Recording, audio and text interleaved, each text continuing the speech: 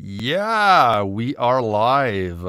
Thanks again, guys, for being here today. Before we start this live session, if you're new on the channel, feel free to subscribe to the channel, click that notification bell, and don't forget to share and to like this video. This helps the channel. It helps the live session that we're into right now. So let people know that we are live and just to come and join us.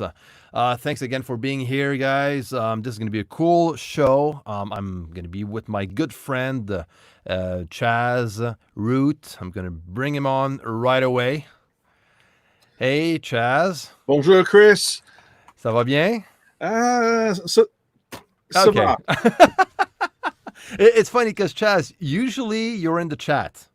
Yeah. You're one of the faithfuls, you know. You you're always commenting, you know, and having conversations with people on the chat, and now you're live with us, which is very cool. Me and Chat, we met in Nashville last summer. It's been almost a year now. One year this month. Oh, there, yeah. We met. I think through Matt Boudreau at Reed Shippin's place for his.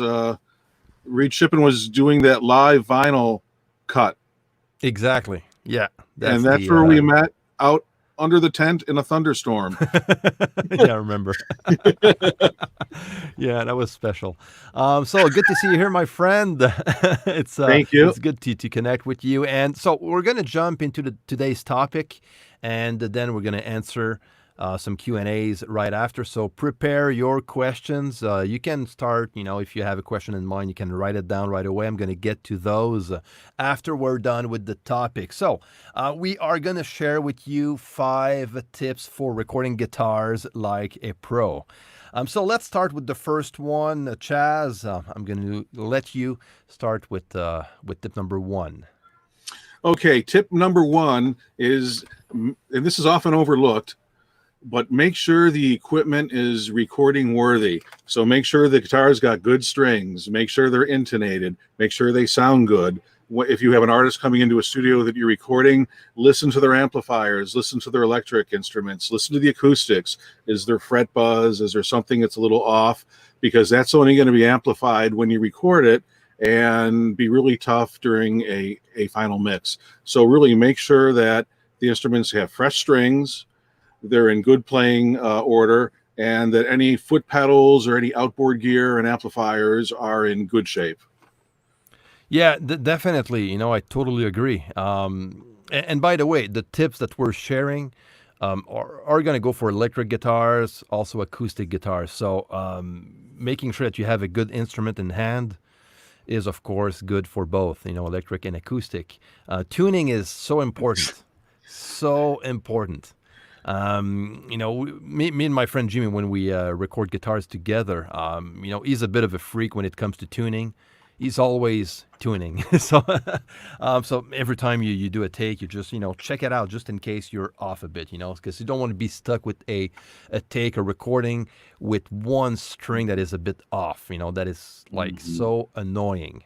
And if I could add something to that, when I'm doing live sessions, I often get on my talkback mic before every take. I always ask everyone, are you tuned? Yeah. And one thing I've noticed, and I'm not picking on any specific companies or anything, but I've noticed that some of the clip-on tuners, especially the cheap clip-on tuners, are not as good as the more expensive ones and as some of the foot pedals.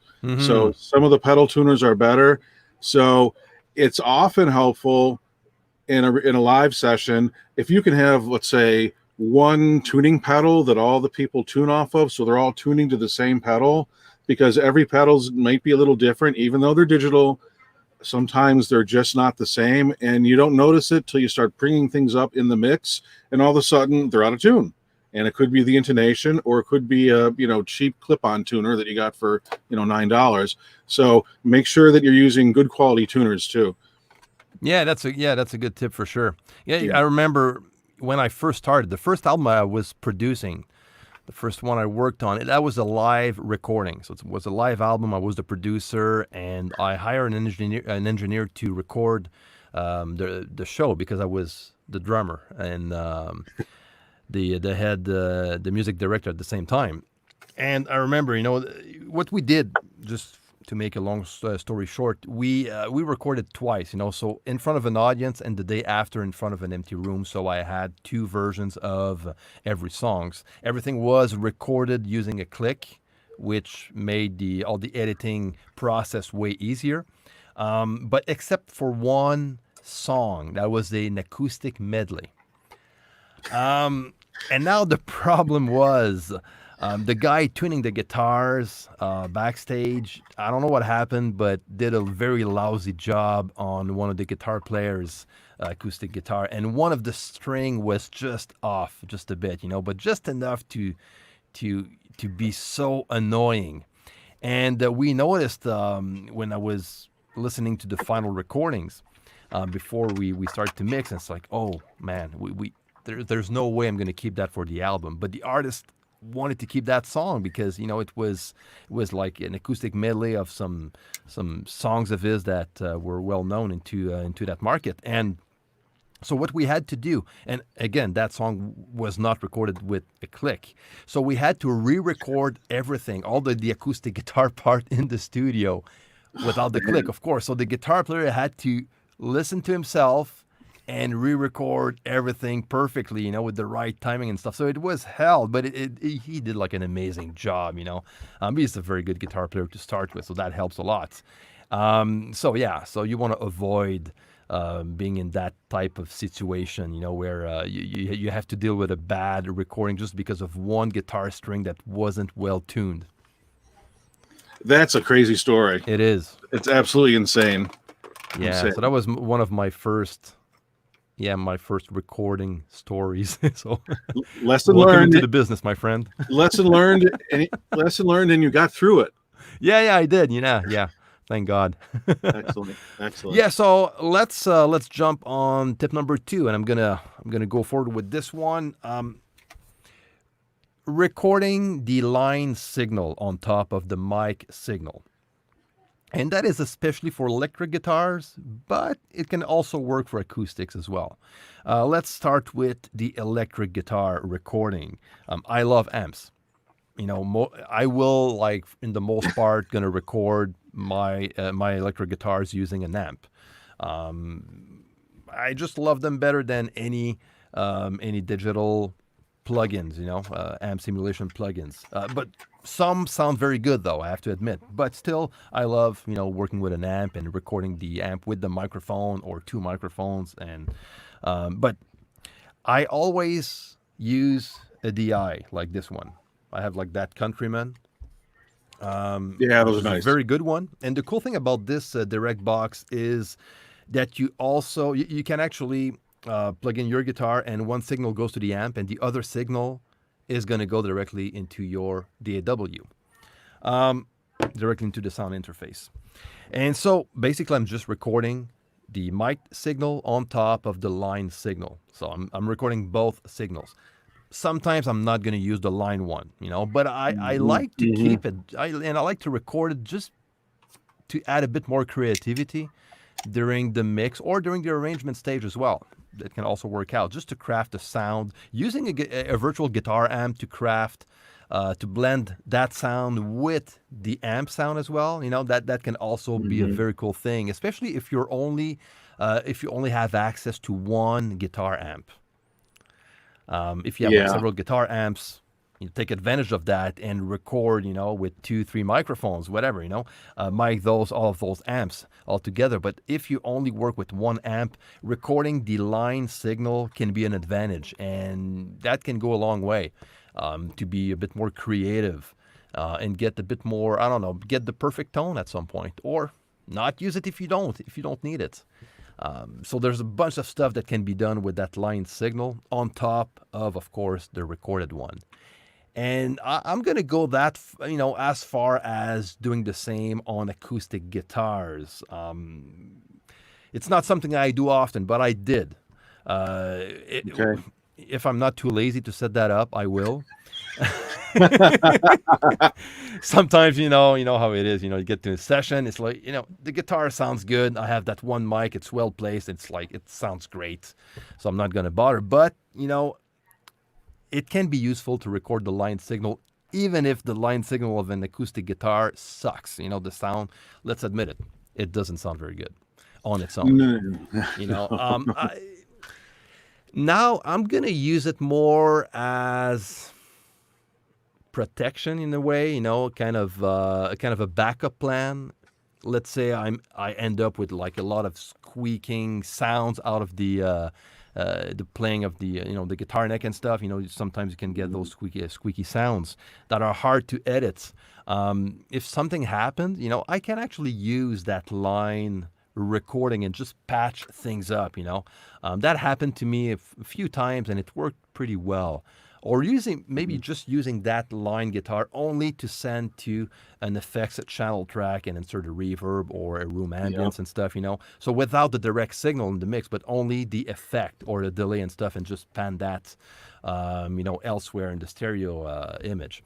So there's again some creative stuff that can be done with the line signal of a guitar, but I would never use that as the main guitar sound. Always mic the acoustic guitar. So, but as far as being more creative, this is one of my tips to record the line signal on top of the mic signal. Yep, I would agree with all that 100%. I know that I have been saved. I have received mix sessions from clients that have recorded other studios, and sometimes the amplifier tracks are just a little off. And what has saved me was having that backup, from a DI box. Yeah. So that's been really helpful. And in the acoustic world, it's saved me too. I know back in the 90s, I recorded a band in a barn that was built like in 1830. And the one guy had this old Guild acoustic. It didn't have any built-in electronics. And I think we put like a 57 in front of it, but it didn't sound very good. And it was in a barn. So I had this with me. If you have an acoustic guitar that does not have built-in electronics, you can get one of these pickups that goes into a sound hole and record that too. And that can be your DI track. There you go, yeah.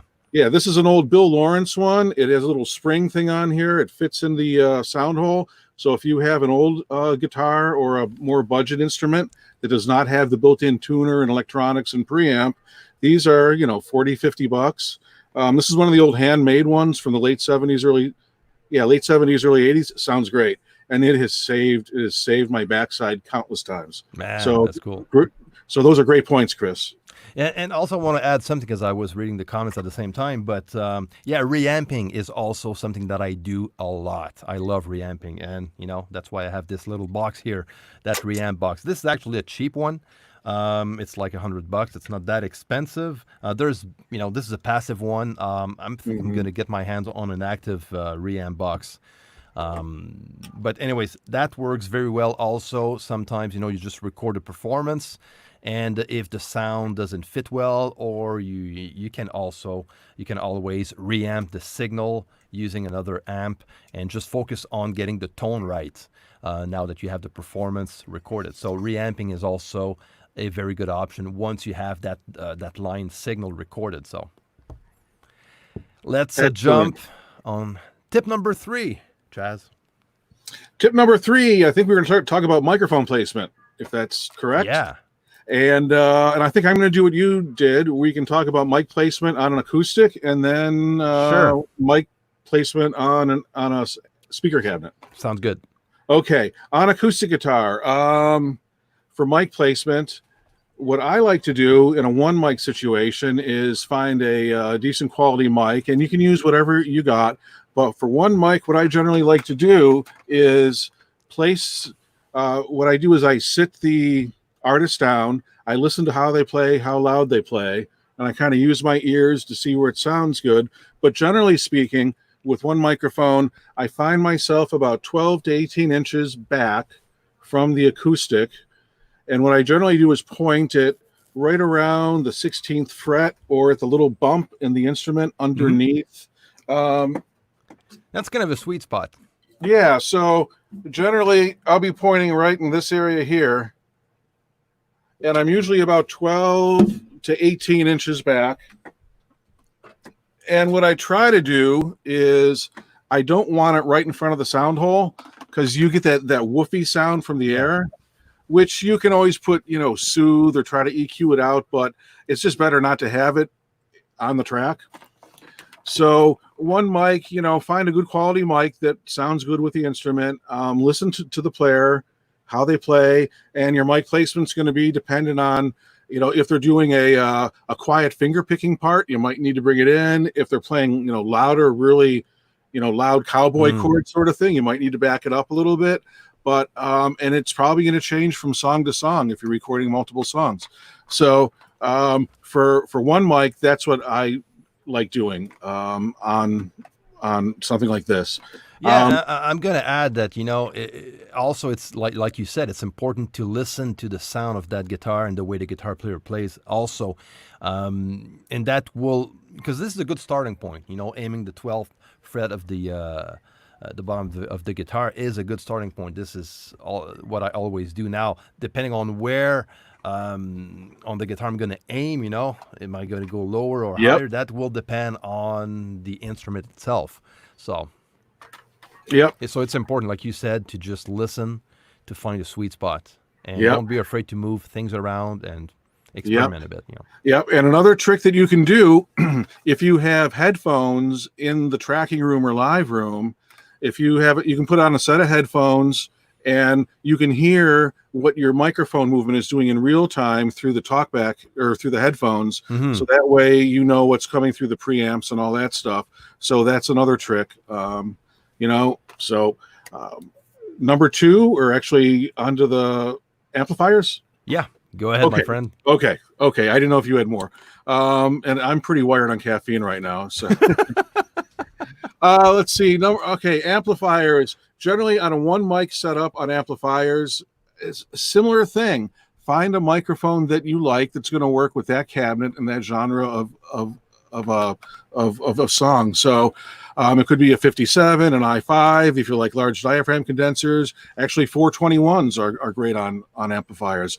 But what I generally do is I will usually come out about 1 inch from the grill cloth, and I always start, and this is like an old habit, I always start and I mic the speaker halfway between the center of the cone and the outer edge. And I start there about like 1 inch out, and then I listen. And I have the person playing, I have the artist playing the parts, and I'll move that microphone in and out and back and forth till I find a spot that sounds really good. Yeah. And then don't touch it. And I actually have these beanbag weights that I put on my microphone stand, so the stand itself is kind of like locked down.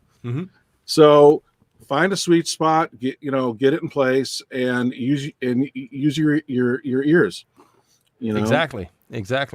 Something I like to do, with miking guitar amps is there's the perfect spot, that of course, you move things around, you move the mic and you listen to the sweet spot. My starting point is always aiming the cone, but sideways. Yes.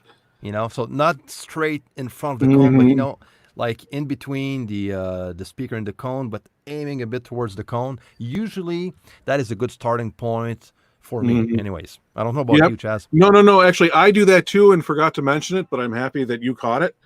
So, but yeah, I generally don't point straight at the speaker. I'm, pointing maybe a little bit, maybe like 15 degrees or something, 20. Yeah, something like that, Toward just something slight toward the cone slightly. So, and again, you can play with that. I've had some sessions where I'm recording, let's say a guy playing slide, or more of a blues kind of thing, where the sweet spot for that specific amplifier was actually 2 or 3 feet back. So, so use your ears, whatever sounds good, go with it. Yeah, exactly. I'm not going to answer questions right away, but I just want to add this one. It's not a question, but it's a comment from my good friend, Etienne. He has a YouTube channel, a music production YouTube channel in French. He's in Montreal. So the best tip I heard from Daniel Lanois, who said to get a good acoustic guitar sound, get a good acoustic guitar, of course. And that comes to the tip number 1 that we discussed earlier. That was I just want to point that out. Thank you, Etienne. eight Etienne, bonjour, and Daniel Lenoir. Oh my God, he is like, I've been following his and trying to learn about him since I was a kid. Yeah. Just What a ridiculously producer, huh? talented and vision and artist and oh my goodness, yes. So Before we jump on tip number 4 already, guys, like and share this stream. Let people know that we are on for some time. We're not gonna go away right away, so I'm gonna be here for a while. Let people know, like this video. All right, so I'm gonna jump on tip number 4, and this one, it has more to do with arrangements and also mixing and performance. More than miking and stuff. Okay, so I'm gonna say double your guitar takes. oh yes, yes. To get the arrangement and the recording a bit more interesting. And so there's several options that can be done to double guitars.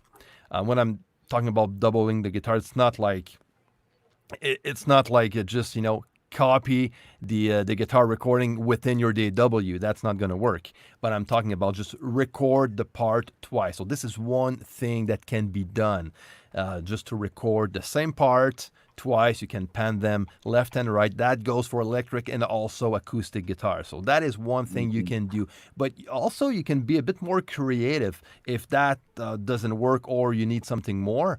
You can also just, the guitar that is doubling the part can be doubling the part with a different voicing.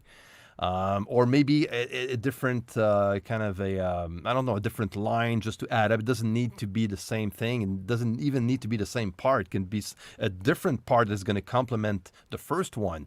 And this way you have it's just better for the stereo image, and it makes the arrangement a bit more interesting. It's like mixing while you're recording at the same time. You get into since I'm mixing a lot of all of the recordings that I do, I'm always thinking about the mix while recording. And when recording guitars, I always do so. So I always ask myself, okay, what else could I add? What am I going to missing in the mixing stage with only that one guitar part? So, okay, I'm going to add another one. It's the same for vocals and stuff. But if we keep focus on the guitars, I would say, double your guitars on production that is suitable for this type of technique. But that can go for rock songs, especially rock, pop, metal, and even some acoustic folk music. Just adding some acoustic guitar, different acoustic guitar parts on top of the main one is going to go a long way. Yeah, absolutely. Yeah. Those are all good tips. One thing that I've tried with people is I'll have them maybe change, play the second part on a different pickup, or change a setting, or maybe even change the microphone I've got on the amplifier, just to make the two different parts and more even Jimmy, different. the guy I work with, he loves to use a capo, Yeah, so just to get a different voicing. That'll do it. There's no rules at this point, No. and feel free as the producer or as the recording engineer to propose stuff to the guitar player. And this is something I always do every time I'm working with someone. Hey, you mind trying this also on top of this part to see how that is going to go? Or maybe try to do something similar to this, or just sing a type of melody. If you have a melody in mind, sing it, even if you suck singing like myself. Do it anyways. And then, the creativity part inside of us takes over. And there's a lot of stuff and good stuff that can come out of that. Yep, absolutely. Great. So let's, unless you have something else to add to this, we can jump. The only other thing that I would add, maybe in the folk or Americana world, sometimes what I'll do, and what you said about being a producer and making, giving ideas to the artist is great. I always try to do it in a way where I don't want them to have the perception that I'm taking over their session. I want them to have the impression, of course, that I'm there to help them enhance their artistic vision. So in a blues or Americana or country thing, the only other thing that I would think on acoustic guitar, sometimes I like adding a little what's called a high tuning or a Nashville tuning, which is a second acoustic 6-string guitar. Oh, this is interesting. Yeah, but it's tuned. Yeah, so you have a six string instrument, but it's tuned with the high strings of a 12 string. So you have a regular six string tuned normally, and then you have your second six string, but it's got the second set of strings from a 12 string set on it. But it's only six strings, but the high ones of a 12 string, if that makes sense. And then you just record that as a separate track, and you can either blend it in the mix behind it, behind your main six string, or you can start to pan it off to the side. But usually, if you kind of mix it in, you get a nice little sparkle and shimmer, and it's almost like a natural kind of chorusing effect. It's really very cool. And That is an interesting technique. I heard about. I never tried it, to be honest. Try it. I have it's fun. Try it. That is very cool. So yeah, okay. I'm definitely gonna try that. Yeah. It's awesome. Yeah. So, yeah, and also doubling guitars can also be done with a different tone. Let's say you just want to double the same part. You know, you're playing the same part twice. The second time around, try another amp. Or maybe that part can be used with the line signal that you recorded at the same time, and take that signal and pass that one through a virtual amp, you know? And that different tone and texture out of that that guitar amp is going to also add on top of, you know, playing the same part twice, you know? There's a lot of stuff that can be done by doubling guitars. Well. Yeah, so let's jump on the last tip. And before we do, guys, again, don't forget to like this video. And if you're not subscribed to my channel yet, please do so. All right. Chaz. Okay, I think this off with this one last tip.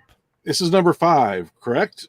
Yeah, we are already at 5. That's insane. Okay, tip number 5 is some multi-miking techniques.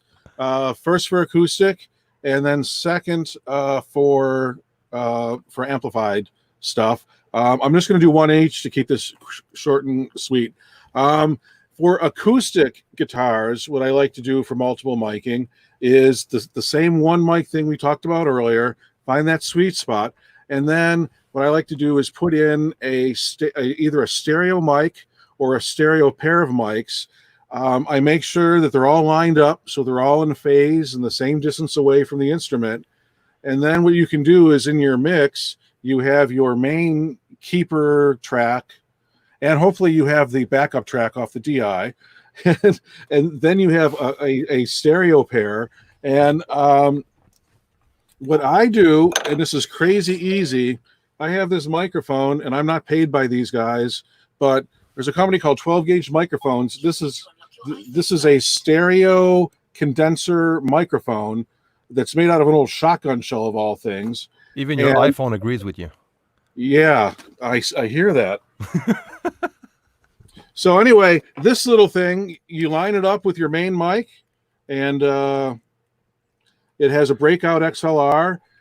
Put it about the same distance, and you have instant stereo. And again, like that high strung thing, you can blend that in. You can put a stereo widener on it for ambient stuff. You can use this just as a send to reverb, right? So you can do it with an XY if you have a matched pair of mics, or you can do it with one of these. These are like $80. So if you don't have hundreds of dollars for a matched pair of mics, you can still do it with decent mics that don't cost like an arm and a leg. So stereo miking XY. Usually I'm going to point at the top of the fingerboard on an acoustic, and then like where it comes into the body, and then part way up the neck, a little bit past the 12th fret. That way I'm getting body and fingerboard noise, as well as my main mic, which is pointing at the sweet spot. So that's the acoustic tip. Yeah, and doing so is going to avoid a lot of phasing problem, you know, just make sure you had the same distance. Yeah, make sure to the source. Sorry. No, go ahead. I think I've got a lag here, but yeah, just make sure they're lined up, and you can always do a test take of like 10 seconds or 30 seconds, and go back and listen and make sure that there's no phase issues. So anyway, number 2 on speaker cabinets. This is a technique I learned back in the 90s with a guy who was a mentor of mine named Armin John Petrie, who recorded 10,000 Maniacs, Sixpence None the Richer, did a bunch of Goo Goo Doll records. And actually, this was at a Goo Goo Dolls recording session. He had a 57 in front of a 4x12 Marshall cabinet, and then he had a large diaphragm condenser microphone at the rear of the speaker cabinet, off the back corner. It was about 18 to 24 inches off the back corner of the cabinet, pointed down at a 45-degree angle. And then he flipped the phase on the mixing board, and then he blended those two, because we were recording, this is like early 90s, so we were recording to 2-inch tape. So he would blend those two channels in the mixing board and record that to one channel on tape. So, because you're always thinking about the mix while you're recording, right? Yeah, exactly. That's the key. Yeah. And back in the old days when I was a kid and we had big spinning monsters of tape in the room, you kind of had to do it. So, but this technique, it's weird because it captures a bunch of low end and mid-range stuff.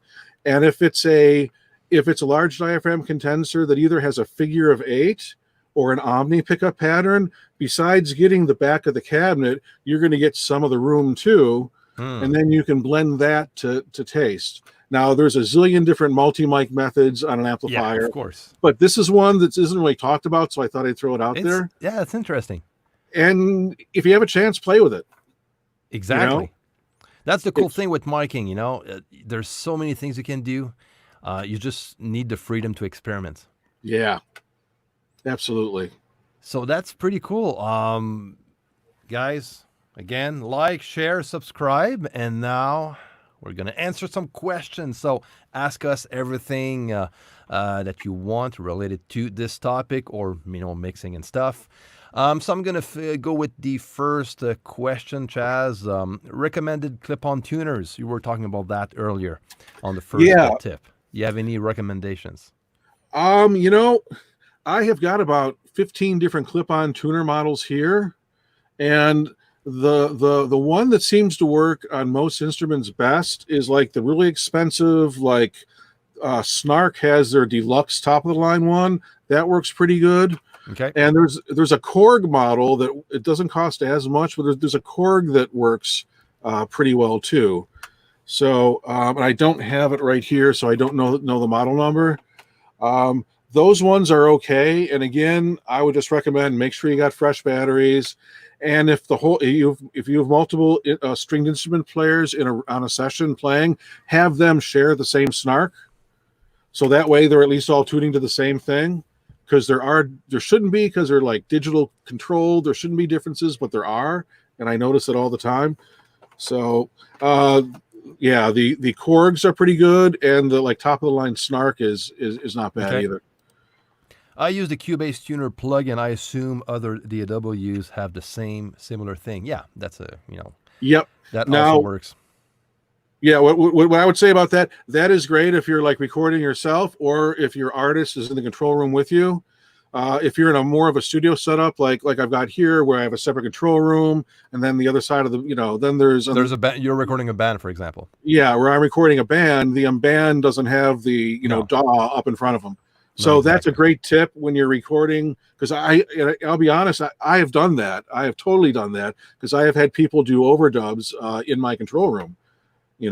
So I've actually done that. So that is a super good tip. It's a super good tip. There's all sorts of tuners. Even I'm not crazy about apps for tuners, but there's one app though. Which one? And me and Jimmy, we've been using this one for years, and it's the Clear Tune. Honestly, this one is great. I'll have to check it out. It's surprising. It's like $4 or $5, but it is quite surprising. And also, is that Android, iOS, or both? Both. Okay, cool. Both. And also, I'm trying this one. It's a watch for musicians. I'm actually going to make a review out of this. It's a click. It's a tuner. It's a bunch of stuff. So I didn't test the tuner yet, so I'm not sure. But more on that later. Now, James is asking, how do you remove background noise of another instrument in a live recording setting while editing or mixing? That's a good question. I did a lot of live recordings, a lot of live mixing also. Mhm. Um, man, how do you remove back?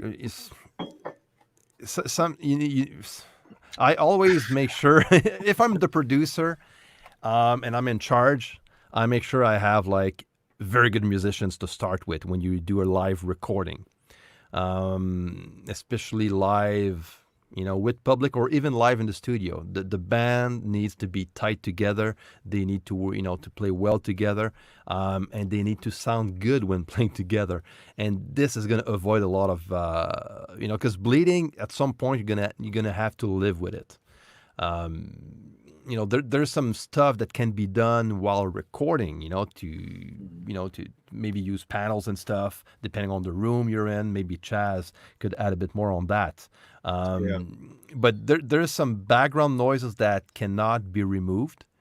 And worst comes to worst, you can always, go back in the studio and just repunch, Hmm. your performance. If it's an acoustic guitar, for example, Hmm. that there's a lot of background noise on it. Yeah. If it's possible to just replay it and re-record it, Hmm. just do so. Hmm. If not, that's sometimes that happens a lot. Especially when you're recording a singer songwriter that is recording with his guitar and his vocal, and Yep. he's pitchy, and it's like, and there's you want to tune his vocals a bit, but now you're stuck with the bleed of the acoustic guitar, and there's a bit of phasing going on. You don't want Yeah. Yeah. sometimes you need to live Yeah. with it. What do you think? Well, if you have the money for Isotope RX, it can do wonderful things with getting noise out of stuff. What I do, sometimes you can try using a noise gate that may or may not work. And noise gates are always fussy, and Yeah, sometimes it's just and it's so fussy and so much work, and it just makes the mix process so much longer that it's actually going to save you time and be easier to go in and just clip gain those parts. So if you have, let's say, a guy hitting a power chord, like on a song, and then you can hear as that sound trails off, then you hear like the drums bleeding. Well, just put a fade in, and then and do a clip gain thing, and exactly. it's a lot of work, but it'll be consistent because you're not relying on a sensor or a trigger from a noise gate Yeah, to work, because they don't always fire off the same way. yeah, So I often go in and do lots of manual stuff, especially because like I still I get mixes from people that I haven't recorded, so they've hired me to mix their stuff. And so I have no control over the tracks that end up in front of me, and so I do stuff like that, and you do what you have to do. But if you got the money, you can do some cool stuff with RX. It's not yeah. cheap. It depends on what type of background noise Yeah, we're talking yeah, to. So there's yeah, not a lot of details, but um, yeah. And again, yeah, I'm gonna add that if you listen to the recording in solo and you recorded a live session with, of course, you're gonna hear some bleed. The question yeah, is it gonna bother when you're listening to the mix in context? yeah, You yep. know, if So if it doesn't matter, it doesn't matter. You leave it there. yeah, If it does matter because the background noise is something that is pitchy, or it's mhm, like just, yeah, yep, weird noise going on. There's, like you said, there's tools that you can yeah. use depending on what you're dealing with, for sure. Yeah. And certainly, if you get those tracks, it's a problem you have to deal with. If you're recording, though, like I recorded a jazz band, and I record like in a 1950s style with like one microphone per instrument. And if you think like the old Miles Davis kind of blue and all these old records from the late 50s, early 60s, they would have one Neumann mic per instrument, and they'd all be in a room, and bleed would come from the drums and the upright bass, everything. So one thing to make is turn the mic bleed into your friend, especially when you can control it during the recording process. Think about where you're placing those artists in the room, right? So put them in a Yeah, place where if there is mic bleed, it's not necessarily a bad thing. Anyway, exactly. Yeah, yeah, yeah, exactly. That's a good one. James is asking question number 2. While using only line signal for the acoustic guitar without a mic, how do you remove the much effects of the pickup to bring in good sound? um, I'm going to say don't record only with the line pickup. um, you can tweak around, of course, with EQ and stuff to try to make that recording sound better, but even with live recordings, usually live, we don't mic an acoustic guitar. When we record a live performance off stage, on the stage, in front of an audience, the acoustic guitars are mainly going to be recorded with the line signal. What I do afterward is I re-record those guitars using a mic. That's what I do, and I blend that in. That's it. If I have to keep the line recording, I will, but I tend not to. But if I have to, I'm gonna play a bit with the top end of the signal to tame that down, because this is where it gets a bit aggressive and thin. But there's so much you can do. Yeah. And if somebody's having an issue, and say you're at home and you only have a 2-input audio interface, and say you're doing a vocal and the acoustic, instead of taking the line in from the line in from the instrument, you could try one of those pickups like I showed earlier, or just put a microphone in front of it. And you, if you're really having trouble with, just that line input, just try putting a microphone in front of it. And I realize, if you only have 2 inputs or 4 inputs, there's only so many inputs that you can do. But if the one is not giving you the results that you like, then it's time to think about trying something else possibly, and experiment and have fun. And if you don't have a paying customer in the studio and you're doing it on your own time, that's the best time to go in there and get creative and start learning things. So exactly. Now Rod is asking, I'm going to have to start recording guitars for a rock metal project using only electroacoustic guitars. What tip would you recommend to do to bring the best sound of it, to maybe bring it closer to an electric guitar? Wow. What is an electroacoustic guitar? I think he might. I wonder if he means like those Fender. Fender has the Acoustasonic series. I am not sure. Is it something that do you use like a guitar amp, or is it? I don't know. Do you mic this? I don't know. I've never seen one before, so it's going to be hard to answer. Yeah. If you have more details, we'll leave that in the comment section. Then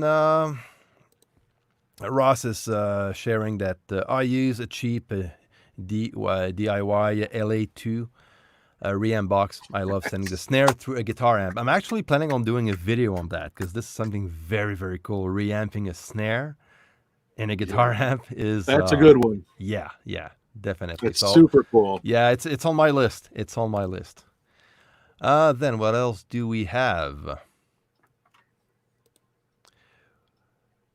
What if it's a cutaway acoustic guitar? That's a good question. If it has a cutaway. And I think I know you're asking about the microphone thing. Yeah.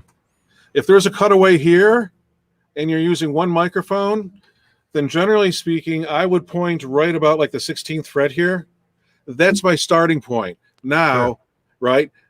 Because generally if you point up here, if this is gone from a cutaway, then try this one. Because generally when the person's playing, their arm is not going to get in the way of the microphone. Mm-hmm. So if there's a cutaway down here, try here and then up here.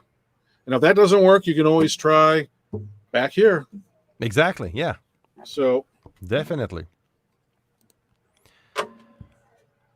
All right, Mixon Online and Chaz, a random question. How about method of recording a banjo. Same idea as a guitar. You want to go with this for this one, Chaz? Oh, you're throwing that one. Thank you. Well, that depends if it's an electric banjo or acoustic. Uh, Yeah, there's both. yeah, I, yeah. I, No, what I would say with mhm. banjos are tough because there is a percussion component to the instrument, Yep, right?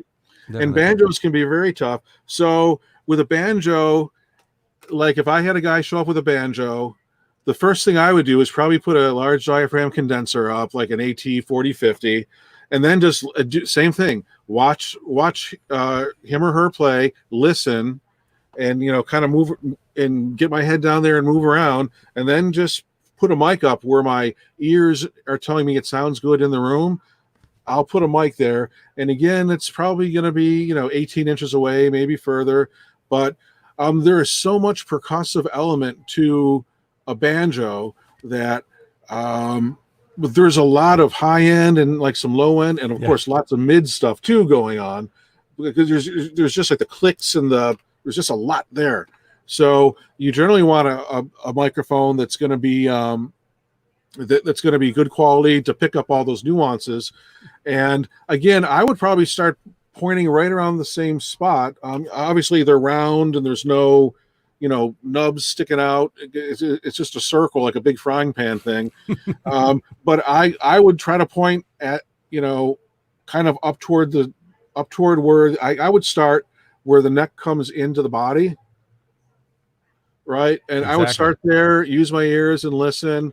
And generally, what I'll do in a recording session is I'll have the artist play, a couple measures or a verse into a chorus, and then have them come into the control room and listen to see if they like it, because I want them to be happy with what's being tracked.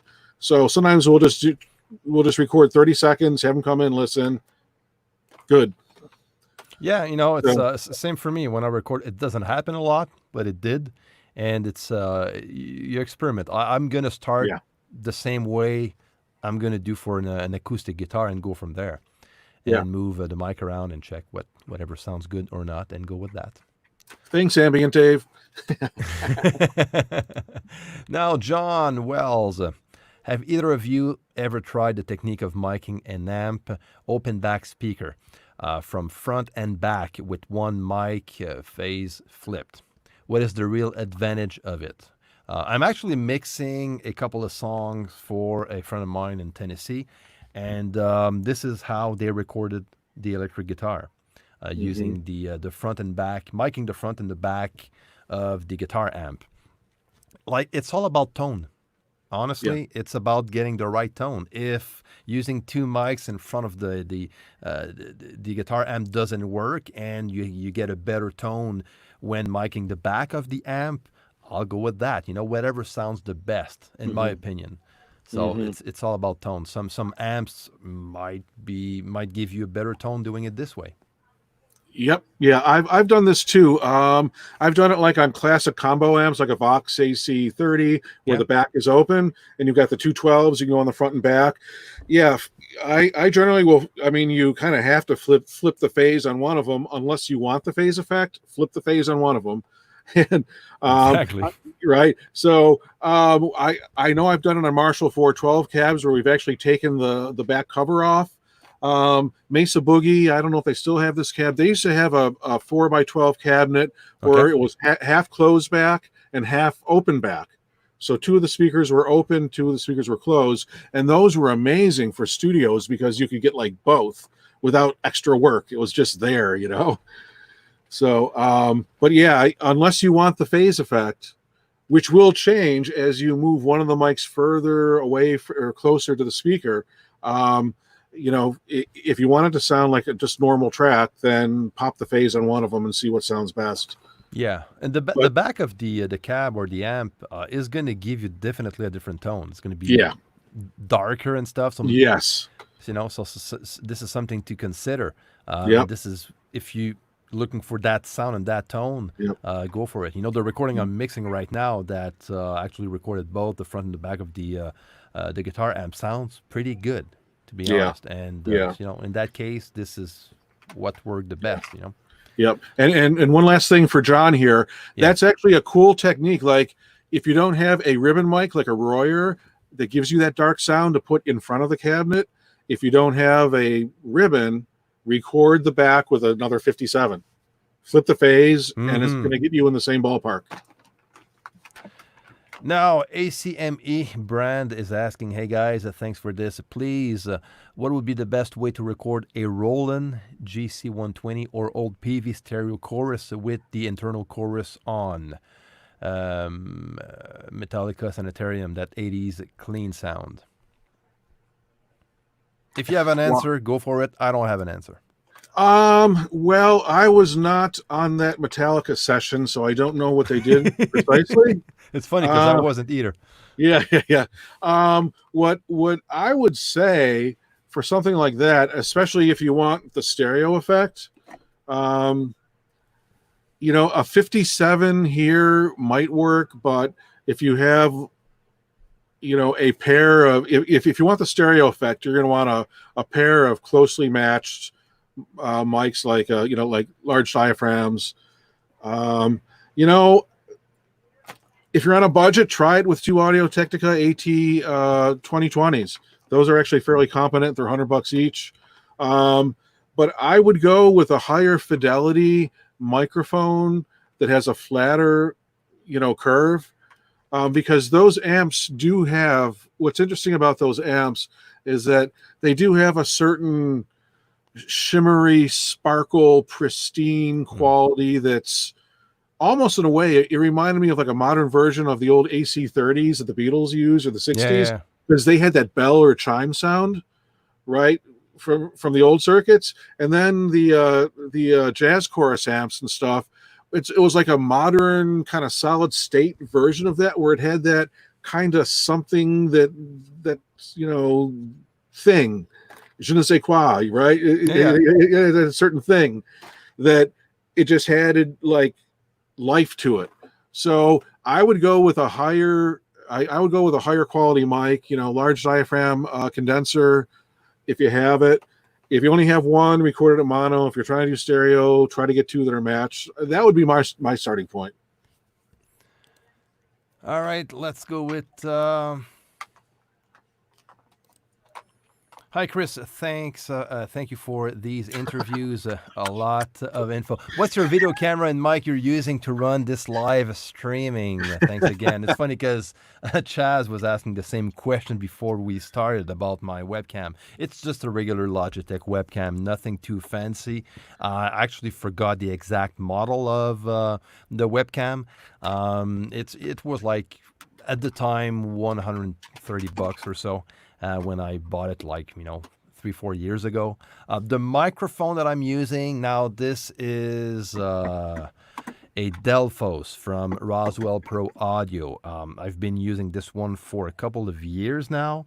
Roswell has some very great microphones. They have like a line that is very affordable, the Mini K47 and Mini K87 that I reviewed on my channel. And I also reviewed this one also. So if you look on my channel for the Delphos from Roswell Pro Audio, you will have a full video on this very good mic. I love it. It sounds pretty good on my voice when I make my videos. So I use this one, and I also sometimes use this new one that I just got from Austrian Audio, the OC818. That also sounds good when I record videos. So this is my quick setup for streaming. Okay, now, hi Chris, for electric guitar solo recording. Yeah, that's good. How many track do you record to get some thick guitar tone?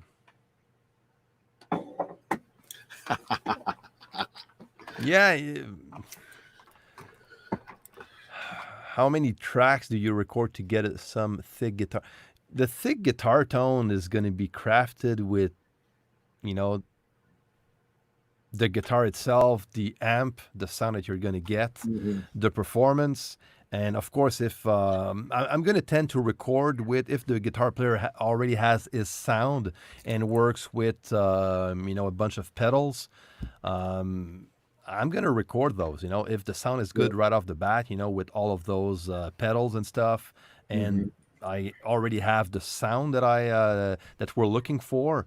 I'm gonna use those and just Hmm. record with all the effects that he has, Yeah. and Yeah. afterward we can add some more stuff Yeah. to make it thicker. Again, doubling guitars can also help. If you're looking for add thickness to a guitar solo. But usually, guitar solo, something I'm going to do though with guitar soloing and doubling that solo performance is adding an harmony. To that. This is something we do a lot though. Just to add a bit more texture to that performance. You have that main line that is doubled by an harmony. It could be the third, the fifth, or maybe both. It depends. But that can help to get a very thick sound. And this is something I'm going to do often. Yep. Yeah. Um, back in the day, if you were Randy Rhoads, who's a guy who played for Ozzy, he would like do triple tracks and four tracks on of all those solos. He would play that crazy stuff, and he would lay down three or four tracks, and they would blend them. But he was that good that he could do it. Um, so multiple tracks was a trick used and still used with the harmonies, like a Sweet record or Yeah. Brian May and Queen, right? That will thicken the sound up.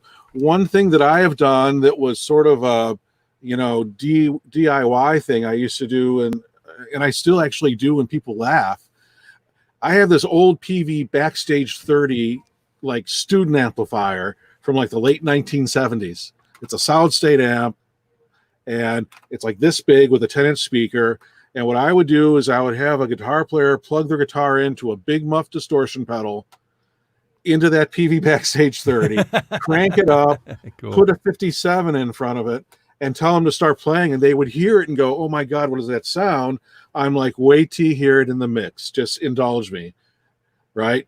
And sometimes if you experiment a little bit, and again, do it when the client's not paying so you know that it's going to work. Experiment a little bit, you can get a really fat sound doing things that you normally wouldn't do. And if you think about it philosophically, conceptually, Mm-hmm. your solo, you want to pop out, you want to have that pop out of the mix, because when that lead vocal goes away, that solo is going to take its place. So using the same settings you used on all your rhythm tracks is not really doing it any favors. So go for a different amp, do something totally different. Don't Exactly. be scared, but practice if you're recording yourself, go to town. If you have paying clients, practice before they show up. Exactly. That's a good one. Do you guys take super chats? Yes, we do. Feel free to ask a question through the super chat. What else do we have? Chaz, just before we move on, guys, again, like this live session. That helps the channel a lot. If you're not subscribed, subscribe to the channel. Also, I say that a lot, huh? But you need to ask people if they want to subscribe to the channel. So it is a good channel to be subscribed to, just so you know. All right, so. Chaz, talk about your studio. Where are you located? Okay. I was just about to put on my glasses trying to read the screen. Yeah, sure. And by the meantime, I guys, please leave your questions. Yes. We're going to leave soon, so Yep. last call. Yep. So my wife and I own Electric Owl Works. It is a recording studio in South Wales, New York, USA. We are about 20 minutes from downtown Buffalo and the Cool. Canadian border. We are out in the hills. Yeah, right. Well, my grandfather grew up in Fort Erie, just over the Nice. Peace Beach. Yeah. And so, we're about 20 minutes from downtown Buffalo, out in the country, in the hills, in the woods. We're technically a residential recording studio, project studio. Because of the virus, we haven't had people in. When we just got the okay to open the studio back up. Okay. So we do have guest rooms and things like that where people can come and stay. So yeah, we're in the Nice. Buffalo. Yeah, we're in the Buffalo area. I do lots of work for people around the world for mastering, for mixing. Plus, we have people come here and record. Some of them stay here, some of them don't. So we try to be flexible and You know, we've got tons of great instruments, a great, great lounge, great kitchen, and it's a rural environment. You can go out and have campfires and stuff, and just not be stressed and distracted by stuff that's happening in the city or suburbs. It's just a place to come and relax and be Nice. yourself. Yeah, yeah, I yeah. saw pictures. Man, it Yeah. looks so nice. Yeah, there's a creek that comes through it and everything, Yeah. so you can look out the window and watch deer, and I mean, it's just different. I think when we're going to be over with that pandemic thing, and the border reopens, I'm going to drive down with my wife and visit your studio. What do you say? Yes, that would be wonderful, because you know what, our friend in Nashville, Liz, said he wanted to come up and visit too. So um, this stuff can't be over with soon enough. I just want people. I want it to be Exactly. over with, and people to be healthy and Yeah, making money and playing gigs, and and not stressing, and exactly. I Totally just want, agree. yeah, I would just want people to be happy.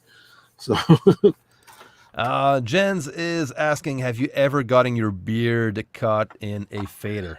Jens, oh my God, Jens is a friend of mine. Actually, I hope he doesn't mind me saying so. He is in Copenhagen, in Denmark, and he is Nice. an amazing songwriter, Oh yeah.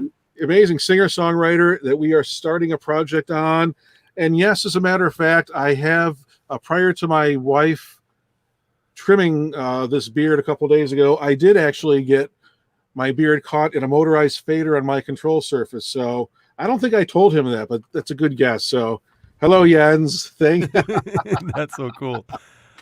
Oh, Real Raven, 20 euros. Thank you, my friend. Really appreciate it. Long time no talk. Fierce busy with recording and producing and house renovations, gardening too. Check your Skype DMs. I will, Axel. So I'll get back to you, my friend. Thanks again.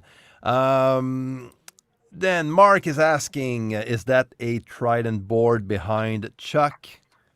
It is a baby Trident. This is the Toft ATB 32. This is the same one that actually it's the same exact, not the board, but the same model board that I know Arcade Fire used on the Reflector record and some other records. So it was designed by Malcolm Toft after their famous 80 series. They are discontinued now about a year or two ago. But yeah, it's a Toft. It's a 32 channel, 8 bus board. It has the Trident 80 style EQs on it. I pretty much record everything through it because I'm old and not lazy, but I'm old, and I like having everything coming through the same set of preamps. I mean, I could go through, APIs and Neves and all that stuff, but especially on drums, I like everything coming through. It's just, Cool. it's the same thing Steve Albini does, and I think it's because, I'm like Rick Rubin old, or I'm like Tom Cruise old, or U2 old. I'm just used to working on 2-inch and boards, so it just makes sense. So yes, it is like a Trident, but not as expensive as a Trident, and it's an awesome board. I absolutely love it. So Nice, Rod. Same question as earlier is reposting the same question.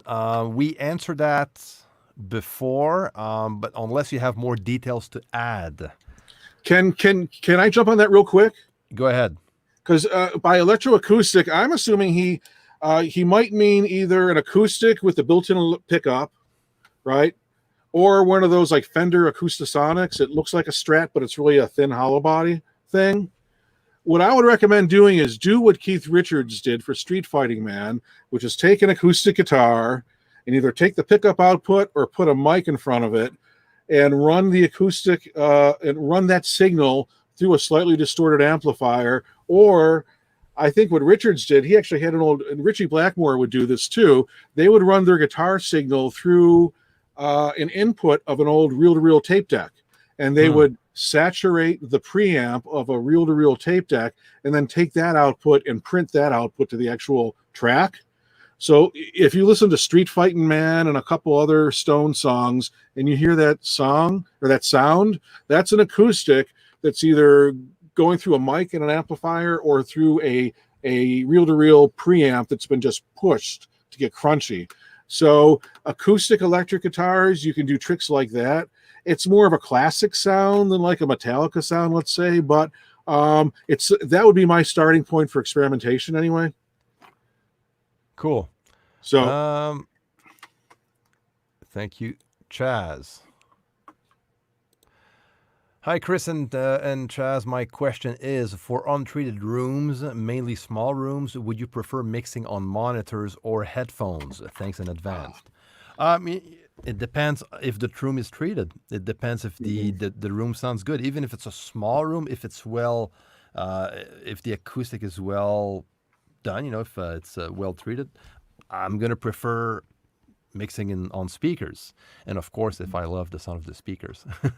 But I love also mixing in headphones, so I do both. But I'm gonna of course prefer having a well treated room and work with speakers.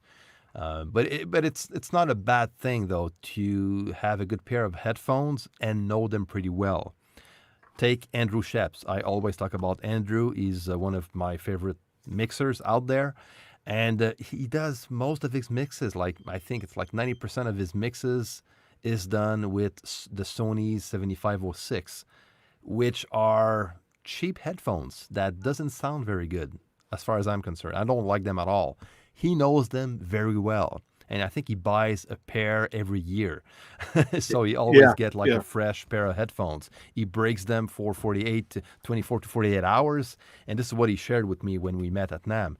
But he knows his stuff. He knows how to mix, and he knows his headphones. So he's good to mix a full album with headphones.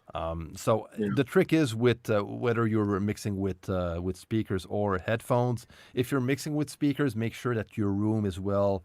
You have like good treatment in your room, so the room doesn't have a lot of influence. Like the less influence as possible. And with headphones, again, on both you need to know what you're mixing on very well. So reference your mixes.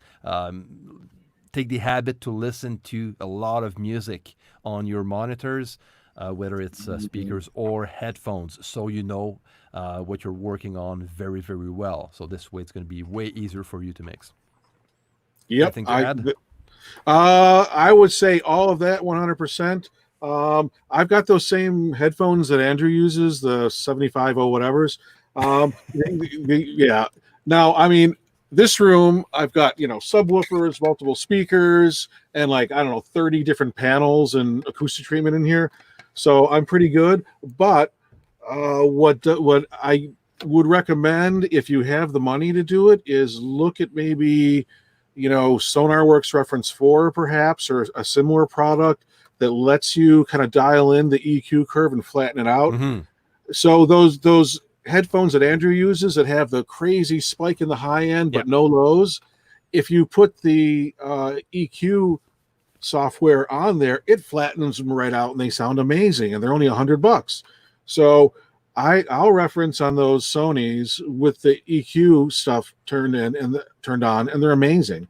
But headphones, I usually mix 90%, 95% of the time off the speakers, and I'll use the headphones to check mixes and maybe to check some really low end, just to make sure the low end's tight and under control. Low end usually will translate on headphones. Exactly. For sure. And this is a place where actually a pair of headphones that are kind of hyped in the low end, you wouldn't want to do a whole mix on them, but they are really good for checking the low end just to make sure you got everything like under control. So Yeah. Reference 4 is great. I use it with my speakers, with both of my monitors. yep. And even if I have a good, well-treated room, it just adds a bit more Yep. with my speakers in my room. When it comes to my headphones, I did, mixing with my Bayer Dynamics that are upstairs, but mixing with my Bayer Dynamics, they have a profile on SonarWorks for those headphones. That works very well, and I tried them with the Sonys as well. It does, bring everything flatter, and the Sony's will sound a bit better for sure. The only Yeah. problem that I have with using these types of softwares with headphones is that I'm afraid to be slave to SonarWorks every time I want to listen to Yes. music in my headphones, because my goal is always to I want to know my headphones very well. So I'm going to listen to a lot of music on my headphones. Sometimes it's going to be through my phone, another computer. I'm just going to carry my headphones around with me. If I'm on a plane, I'm going to use them, and I cannot carry SonarWorks with me. Yeah. Always Yeah. having a computer and listening to music through the same system always. So I don't like to be slave to that, and I kind of like just to use the color that the headphones I'm buying that I bought already has, and try to know them this way. But that's me. That's Sure. it's Yep. there's no wrong answers. There's not No. like a right or wrong answer. That's my personal preference. I know that I just saw, was it Mark? Yeah, Waves has the AB Road headphones, plugins too. Yeah, so I also have a version of that plugin, and there's another company that makes a similar product, and I think Warren's Room has been Yes. referenced Yeah. for this plugin. I tried that at NAM, Yeah. and again, it's cool because it's gonna add a bit more room effect, Yeah. like if you were monitoring through speakers, and it is quite nice. It's cool. I know people, good mixers, that love working with those plugins, Yeah. and I'm gonna use them more to check mixes, more than mix an entire mix with those plugins. But I'm Yep. not going to be Same. afraid to mix or master a song fully on headphones. Yeah. Yeah. But I'm going to, maybe use those plugins. I'm going to pop those on, maybe near the end of the mix and stuff like that. Yep. But Same here. they are cool. Same here. Perfect. So what else do we have?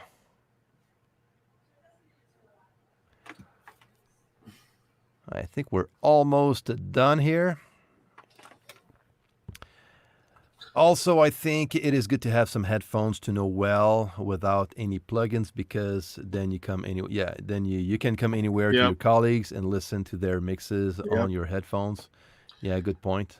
Yep, that's absolutely true. Know your headphones, know your monitors, and know your room. And you do that by referencing lots of stuff that you already know of, big mixes.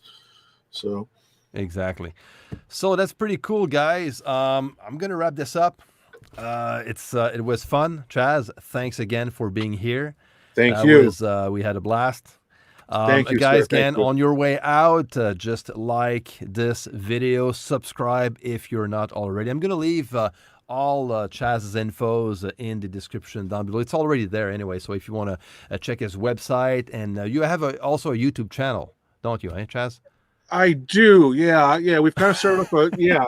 Actually, there's some, there's some wacky stuff on there. Me recording drum sessions at like 3 a.m. where I haven't slept in 2 days. So there's going to be some pretty wacky stuff up there, like selfie videos, and not really high production value, but there's some stuff up there, some studio tours, a couple tips, some live Cool. session things. So yeah.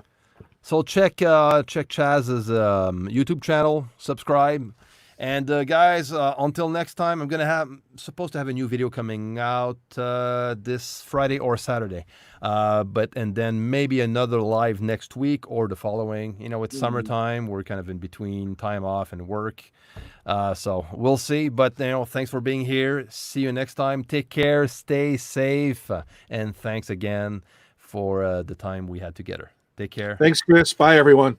Thanks, Chaz. See you guys.